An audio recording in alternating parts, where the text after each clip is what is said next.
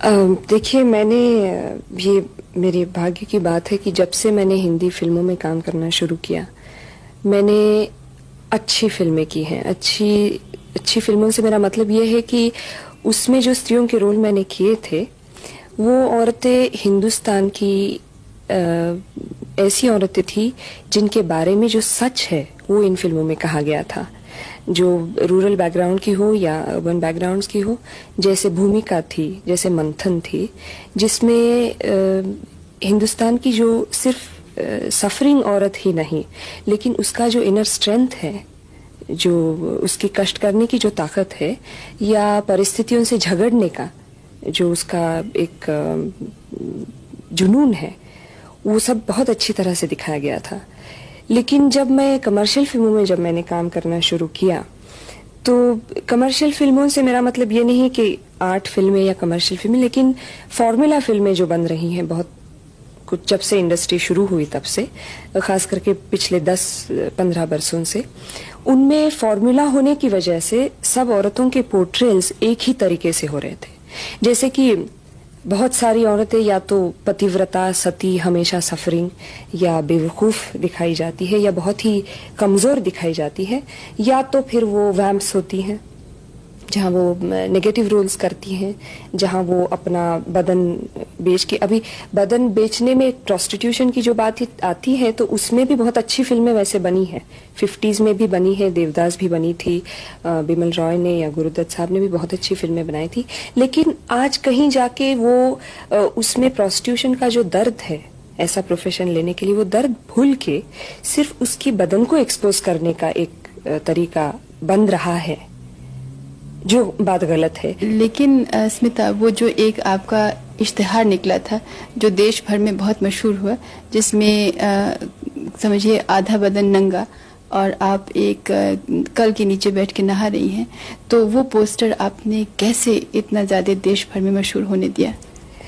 देखिए, अगर मेरे हाथ में वो बात होती तो मैं बिल्कुल ऐसा नहीं होने देती।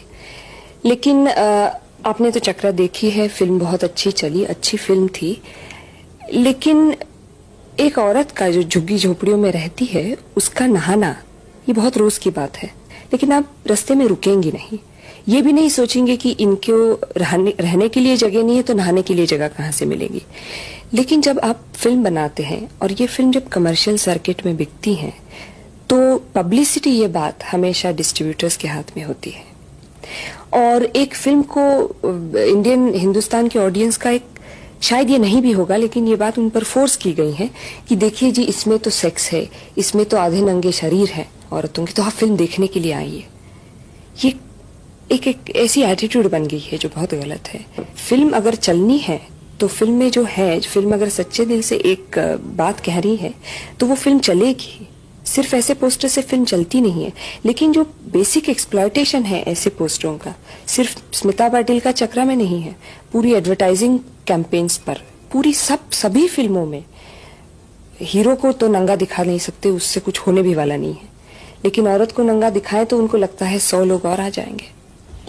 डिस्ट्रीब्यूटर्स का और फिल्म इंडस्ट्री का तो यही कहना है कि पब्लिक इन चीज़ों को ही पसंद करती है, उनकी इन्हीं चीज़ों में रुचि है, सिर्फ औरत के बदन का प्रदर्शन करती हैं। तो क्या इन फिल्मों को बेचने के लिए ज़रूरी है कि औरत को इस तरह प्रदर्शित किया जाए? सिर्फ पोस्टर्स में नहीं, फिल्म के बीच में भी तो क्या? कुछ फिल्मों के बारे में ऐसा ज़रूर कहा जा सकता है, लेकिन ये भी मैं कहूँगी कि ऐसी अगर फिल्म बनी, जैसे कुछ सेमी पोर्नोग्राफिक फिल्में बनती हैं, तो वो फिल्म तो चलेगी, सिर्फ उसी की वजह से चलेगी। लेकिन अगर फिल्म में स्टोरी लाइन नहीं है, और ये बात जाहिर है कि हिंदुस्तान का जो ऑडियंस है बेवकूफ़ नहीं है, उनको इमोशनल फिल्में बहुत अच्छी लगती है। माँ बेटे, फैमिली स्ट्रक्चर हमारा इतना स्ट्रांग है अभी भी कि उनको ऐसी फिल्में बहुत अच्छी लगती है। तो इनफैक्ट अगर आदमी को गलत चीज़ आप दिखा के उस पर आप उसको निर्भर किया जाए, तो उसको वो चीज़ अच्छी लगने लगेगी ही। तो आज ये बात यहाँ तक पहुंची है कि एक सर्कल बन गया जहां आप ये मुर्गी पहले या अंडा पहले, ऐसे कुछ बात हो गई है। हम कहेंगे कि भी ऐसा पोस्टर बिक के फिल्म चलती है, लोग कहेंगे कि हम तो सिर्फ पोस्टर देख के तो फिल्म देखने आए नहीं है। लेकिन ये बात एक ऐसे यहाँ तक पहुंच गई कि हम कह नहीं सकते हैं। लेकिन फिर भी ये फिल्म जो लोग बनाते हैं या फिल्मों में जो लोग काम करते हैं, जैसे मैं हूँ, बाकी एक्ट्रेसेस हैं, एक्टर्स हैं, इनके हाथ में है कि ये बदलना। और मुझे ऐसा लगता है कि आज फॉर्मूला फिल्में भी बदल रही हैं। और जैसे एक फिल्म अभी चल रही है, मुझे इंसाफ चाहिए, मैंने फिल्म देखी नहीं है, लेकिन उसमें एक लड़की जिसको रेप किया गया है, जो अपना बच्चा बढ़ाना चाहती है और लॉयर के पास जाती है, जो लॉयर औरत है जिसको ऐसा एक्सपीरियंस हुआ था किसी जमाने में, और वो उसकी केस लड़ती है और उस लड़के को कोर्ट में खींच के उसको सजा दी जाती है। अभी ऐसी फिल्में अगर कमर्शियल फॉर्मेट में भी आए तो मतलब कुछ फर्क पड़ रहा है, लेकिन बहुत धीरे। स्मिता, आपका क्या तजुर्बा है कि इस तरह से औरत का कमजोर व्यक्तित्व दिखाने से क्या औरतों पर भी असर पड़ता है और समाज पर भी असर पड़ रहा है इन फिल्मों का? ये तो मैं तो सोचती हूँ कि ये है, ये सच बात है। क्योंकि देखिए, जो फिल्में बनाते हैं, एक बात कही जाती है जब फिल्म बनती है, जब फिल्म मेकर्स जो होते हैं वो कहते हैं कि देखिए, अगर इस फिल्म में औरतें रोकर बाहर आईं तो ये फिल्म हिट हो जाएगी। ये एक कंडीशनिंग औरतों का किया गया है बहुत बरसों से, कि जो सफरिंग सती पतिव्रता औरत दिखाई जाती है तो बहुत ही कमजोर है, जिसका अंदर का स्ट्रेंथ बहुत टूट गया है। सिर्फ फिल्म देख के ही नहीं, परिस्थितियों से भी टूटता है, क्योंकि वो कमजोर बनाई गई है। तो वो ये फिल्म देख के अपने आप को जस्टिफाई कर लेती है और उसको लगता है कि वो लड़की या वो औरत जो स्क्रीन पर थी, उसने इतना सफर किया है और उसको उसका दाम कुछ मिल गया है एंड में जाके, कि उसका पति उसके यहाँ वापस आ गया, उसके पैर छू लिए, तो मतलब ये मेरी जिंदगी में भी ऐसा हो सकता है। तो जब कमजोरी से कमजोरी बढ़ती है, यानी कमजोरी दिखाने से अंदर की कमजोरी बढ़ती है, तो जाहिर है कि ताकत दिखाने से अंदर की ताकत भी बढ़ेगी।